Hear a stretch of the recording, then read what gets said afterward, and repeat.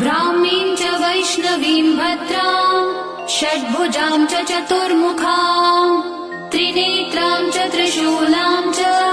पद्मचक्रगदाधरां पीताम्बरधरां देवीं नानालङ्कारभूषितां तेजःपुञ्जधरां श्रेष्ठां ध्यायेत् बालकुमारिकाम् ओङ्कारलक्ष्मीरूपेण विष्णोर्हृदयमव्ययम् विष्णुमानन्दमध्यस्थम् ह्रीङ्कारबीजरूपिणी